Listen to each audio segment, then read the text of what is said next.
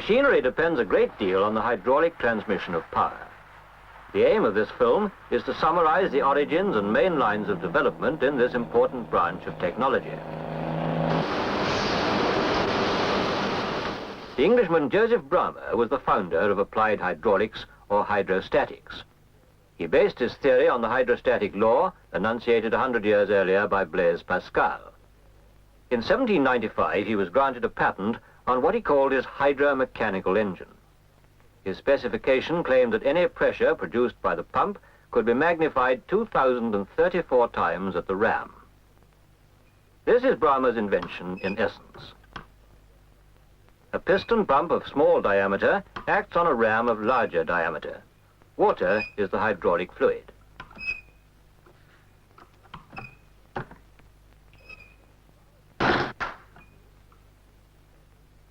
Bramah's machines were soon being used for lifting, bailing, and pressing. This one is still at work, ironing creases out of maps for the Ordnance Survey Department.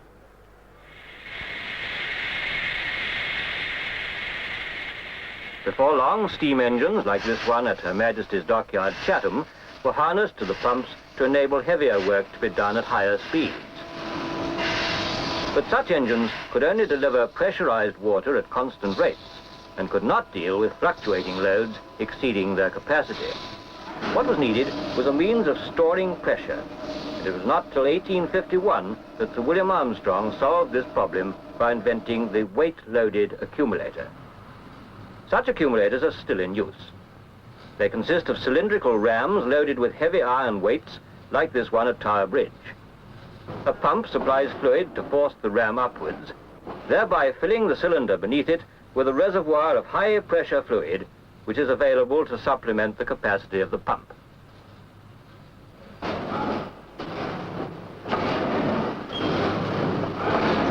The ram remains at the top of its travel till the stored pressure is needed. Pump and accumulators combined are now powerful enough to work this hydrostatic engine which opens the bridge.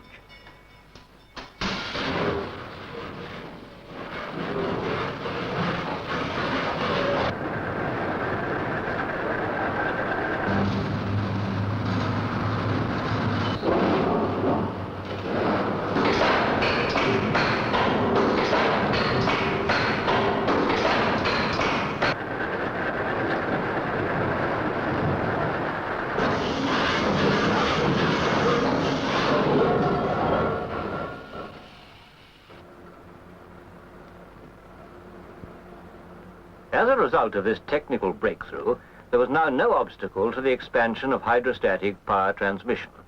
It was used to power cranes, wagon hoists, capstans,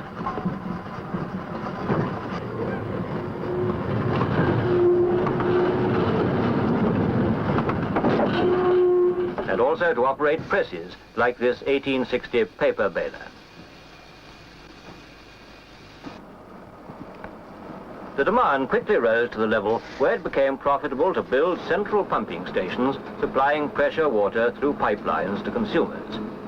The London Hydraulic Power Company was founded in 1882, and this station still retains its original pumping gear. Today it operates more miles of pipeline than ever before. Water is an excellent hydraulic liquid in many respects, but it has its disadvantages. It's often impossible to prevent it corroding the system, thereby choking valves with rust and scoring the rams and their packing. It forms a poor seal, and it calls for a large pump working at low revs. Here's a modern pump. It's far smaller, but runs 100 times as fast and produces pressures 20 times as great. The design of such a pump was rendered possible by the introduction of mineral oil as an hydraulic fluid. Oil does not corrode and forms a good seal. Also, it's obtainable in a range of viscosities.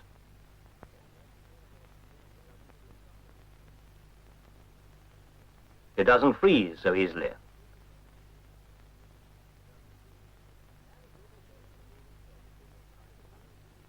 and it lubricates the moving surfaces inside the pumps. By the turn of the century, it was among the tools used by the great pioneers of modern hydraulics, who were seeking a compact, variable speed transmission unit. Many of their names are still famous, like those responsible for the modern piston pump: Helishaw, Beecham, Towler, Williams, and Janney. And inventors of the new rotary pumps, such as Vickers, Hall, Lentz, and Pittler. And the German Fertinger, who in 1907 discovered the principle of the fluid coupling, which was to open up an entirely new field of hydraulics called hydrokinetics. But first, let's trace developments in the hydrostatic field, where hydraulic power packs such as this are fast becoming a universal tool. The design of such units is the outcome of 50 years of development in two main directions: pumps and valves. Let's first look at valves. There are hundreds of different designs of three main functions. They either control the direction, flow, or pressure of the pump, as may be seen on this press. Direction control, flow control,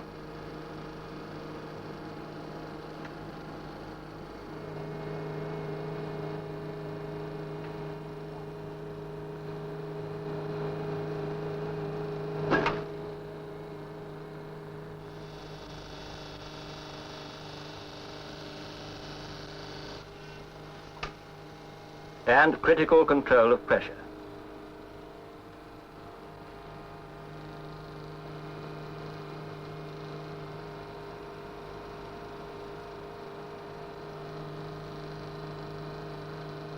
Valves of all types are nowadays linked together in complex systems of control for hydraulic machines of ever-increasing sophistication. This transfer machine is completely automatic and performs a cycle of 31 separate operations on motor car crankshafts. Pressure and flow control valves ensure that each drill bores the crankshaft at the optimum speed. When the required depth of penetration has been reached, direction control valves are actuated to withdraw the drill.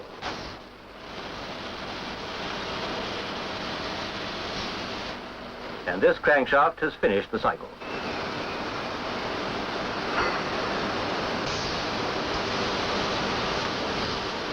But the heart of any hydraulic mechanism is the pump. Pumps fall into two main categories, of which the first is rotary positive displacement. There are four main types in this category, and they all work on the same principle: the traditional principle of pumping consisting of a suction stroke and a delivery stroke, except that these strokes are produced by rotary action. A chamber is created on the inlet side, which draws in liquid by vacuum. The trapped liquid is then carried round to the outlet side, where it is, of course, squeezed out as the chamber disappears. Rotary pumps differ only in the methods by which they produce these expanding and contracting chambers.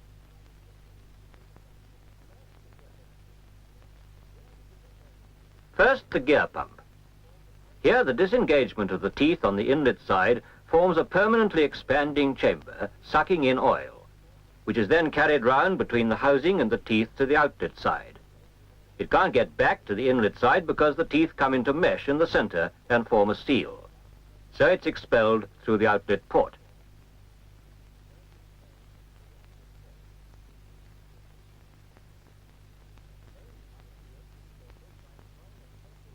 The vane pump creates its chambers by employing a circular rotor within an oval stator. In the rotor are free-moving vanes. Here's one working under a stroboscope, which produces a slow motion effect. Oil under pressure is fed to the roots of the vanes, forcing them outwards into the two narrow crescent-like chambers each side of the rotor. Let's consider the right-hand chamber. If we place an inlet port in the expanding part of it, oil will be sucked in by vacuum.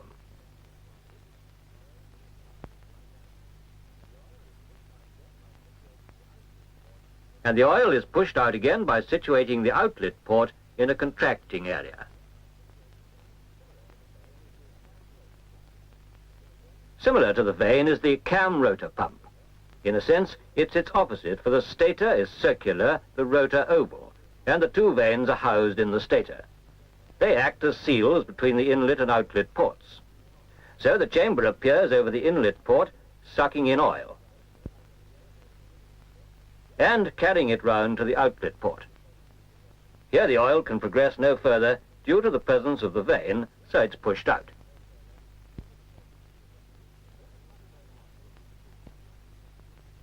Here's a cutaway model of a screw pump. It consists of a main screw with mating top and bottom screws which act as sealing members. If we watch the left-hand end of the middle screw, we see a series of chambers forming and moving to the right. The oil is sucked into and carried along by the chambers and is discharged at the outlet end. It can't escape en route due to the seal formed by the top and bottom screws. Screw pumps are silent and free from pulsation, and are therefore suitable for jobs like the operation of submarine hydraulic gear, where, of course, silence is all important. They're used to power the rudder, the hydroplanes, even the periscope.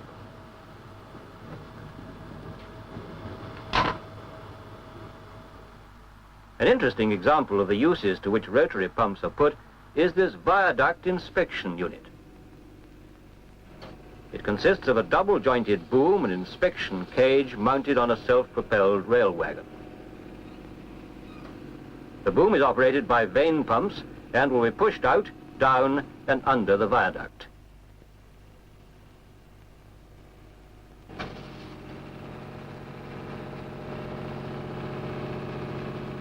The men in the inspection cage control all movements of the boom.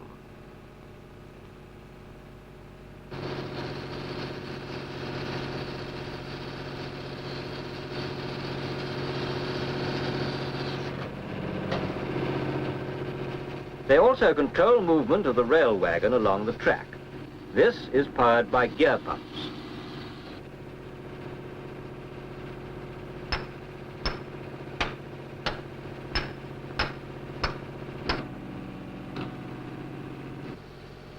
Rotary pumps are limited to pressures of about 2,500 pounds per square inch.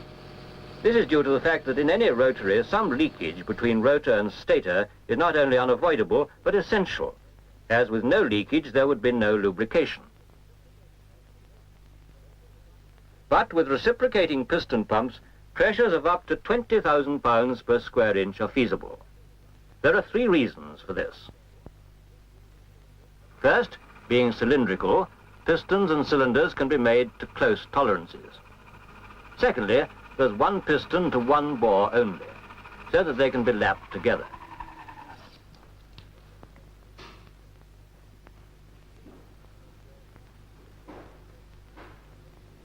Thirdly, the circular section has a minimum periphery.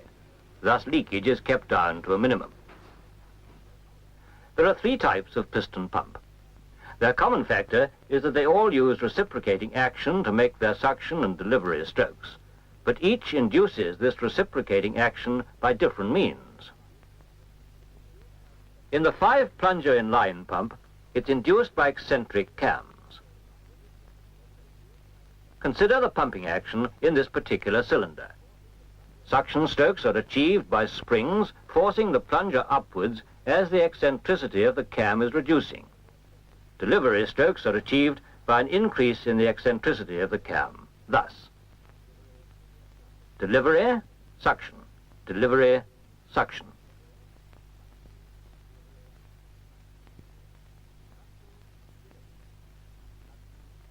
Suction, delivery, suction, delivery.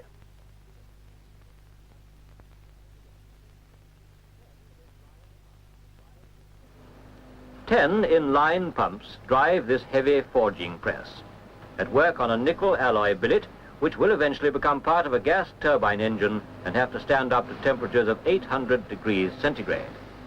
The billet's present temperature is only 1,000 degrees centigrade, so the forge has quite a tough job.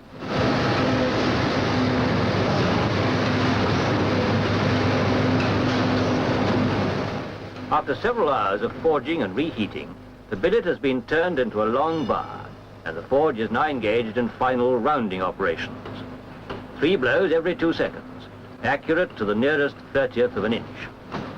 The point of this operation is not only to provide the customer with a billet of the correct shape, but also to give the billet a uniform structure and the necessary exacting mechanical properties.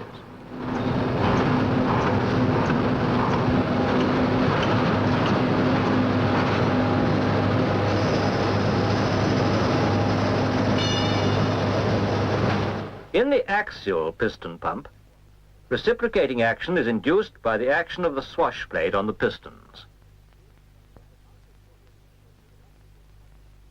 If the pump is fitted with an adjustable trunnion, the suction and delivery strokes can be lengthened or shortened, thus controlling the delivery rate. In this position, there is full flow. Now there's no flow. Now there's full flow in reverse. Axial piston pumps are being used to pre-stress the concrete for the Stockbury Viaduct on the new M2. The deck or future roadway is being stressed here 80 feet at a time. The petrol-driven pump fills a jack with oil, causing it to pull on the cables attached to it. These cables run through the center of the concrete and have been secured to steel plates at its far end. They'll be stretched 8 inches, then they'll be locked in position by another steel plate. Pre-stressing quadruples the strength of the concrete. Imagine that each span of this bridge was made of matchboxes placed loosely end to end. There would be no strength in it. Now imagine an elastic band passed through the matchboxes, pulled taut and locked off. A far stronger structure, of course, and this is the theory of pre-stressing. The deck of Stockbury Viaduct is only 8 inches thick. It claims to be the thinnest concrete bridge in the world. Here is a radial piston pump. Reciprocating action is induced by making the roller bearing on which the block containing the pistons is carried eccentric to the housing. This model shows how easily a radial pump can be turned into a hydraulic motor. The pump, driven at constant speed, pumps oil into a replica of itself. This forces the replica to rotate. Indeed, any rotary pump, which instead of pumping oil out of itself, has oil pumped into it, is pushed round by the oil and becomes a motor. This radial pump is of the variable delivery type. By altering the rotor's degree of eccentricity, we affect the delivery rate of the pump. Such changes affect the speed and direction of the motor. It can go backwards, or stay in neutral, or forwards. So it's a reversible drive of infinitely variable speed. Such a drive is employed to work the stabilizers of HMS Hampshire, one of the new county-class destroyers. This ship also employs a hydraulic transmission, but of a very different type. Her drive is hydrokinetic. Hydrokinetic energy depends on centrifugal force. If we rotate a bowl filled with liquid, the liquid will flow outwards and upwards. With vanes inside the bowl, this force is more positive, as the liquid is keyed to the rotating surface. This is the runner of a fluid coupling, a vaned bowl. Put it face to face with another vaned bowl, the impeller. Now bolt them together. If we cut away a section, we can see how the runner is free moving inside the impeller casing. This coupling is already filled with oil. If we rotate the impeller by a motor, it will fling its oil into the runner, and the kinetic energy of the oil will be converted into torque, causing the runner to rotate. The impeller drives the runner by causing the oil to flow in a complicated vortex, as shown by the yellow arrows. This vortex would disappear if the runner turned as fast as the impeller, and this is why it's essential for the runner to turn a little slower than the impeller in any hydrokinetic system if torque is to be transmitted. Fluid couplings enable motors to start unloaded and develop peak torque for accelerating the driven machine.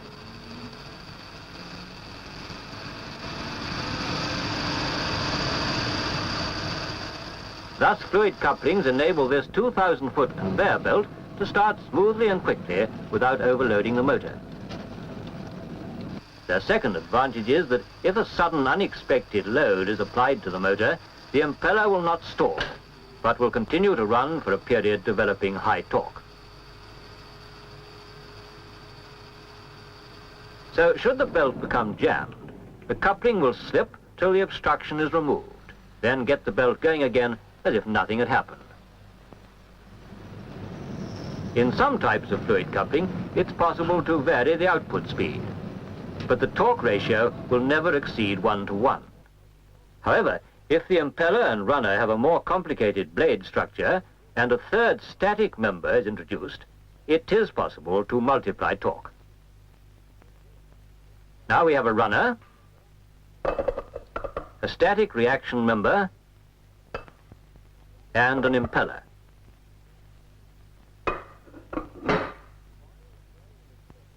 In the fluid coupling, oil flowing in its vortex from runner to impeller is flowing against the direction of rotation.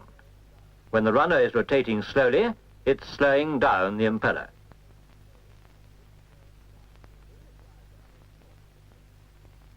In this diagram of a torque converter, the runner is rotating at about half the impeller speed. The oil is pushed back against the direction of rotation as it enters the slow-moving runner. But the blade design of the reaction member forces it to change direction again and flow in the direction of rotation as it re-enters the impeller, here shown by the thin, near-vertical flow lines in the middle of the picture.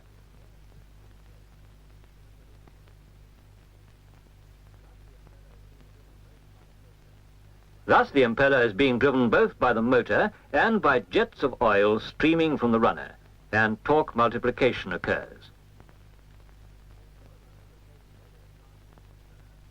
When the runner is rotating nearly as fast as the impeller, output torque is slightly less than input, and the reaction member becomes a liability. So arrangements are made for it to freewheel. When it's revolving in this manner, it has no effect on oil flow at all, and the torque converter becomes a fluid coupling. The advantages conferred by the torque converter are obviously immense. It performs the function of a gearbox by providing a continuously variable torque ratio. This 30-ton AEC dumping truck employs 3 in series, giving a torque multiplication of 5.8, enabling it to carry its load away smoothly and efficiently. There's no need to change gear, as engine revs remain constant. As output speed decreases, so the torque increases.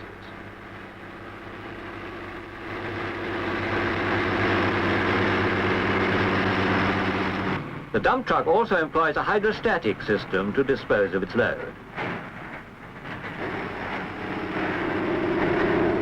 Combined hydrostatic, hydrokinetic machines like these are a far cry from Bramah's simple hand-operated press. Indeed, modern hydraulic units are well-nigh universal in their application. For instance, a hydraulically powered injection molding machine can produce a baby's bath every 4 minutes.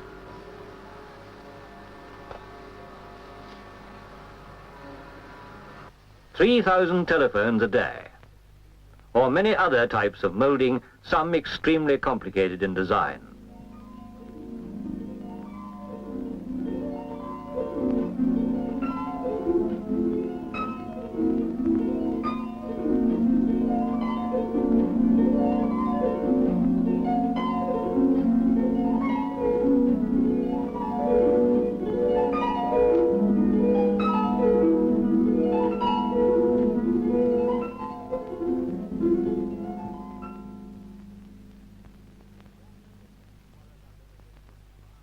Scrap metal press swallows up anything from barbed wire to bedsteads.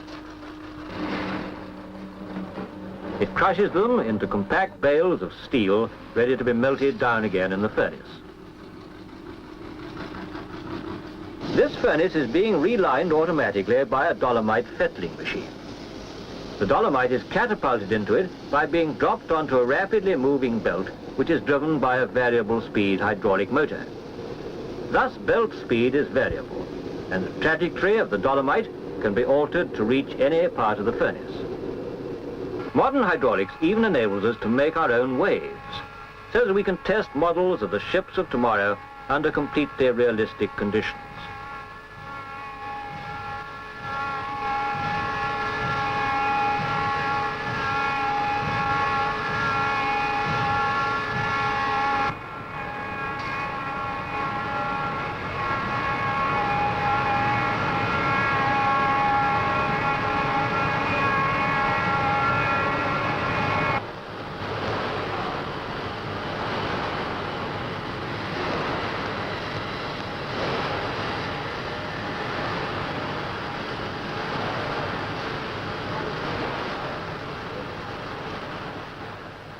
This Ferri Ferranti three-dimensional milling machine works without human aid. It's controlled by tape. It's making tailplane components for the new de Havilland Trident, and all movements of the cutting head are hydraulically operated. If you wanted to make something else, all you have to do is alter the information on the tape.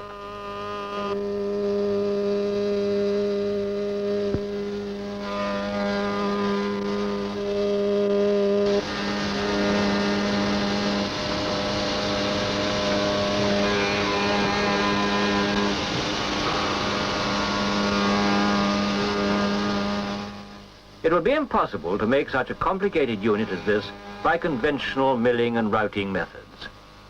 The machine turns a 1,500 pound block of aluminium alloy into a unit 1/16 of its weight by thousands of separate cuts.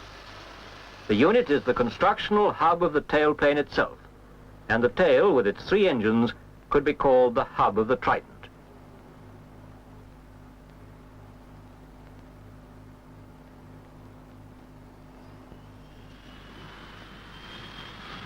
Where will hydraulics lead us? Its limitations decrease as its applications increase. Indeed, it's hard to think of any other method of power transmission that's compact, accurate, delicately controllable, and versatile as modern hydraulics.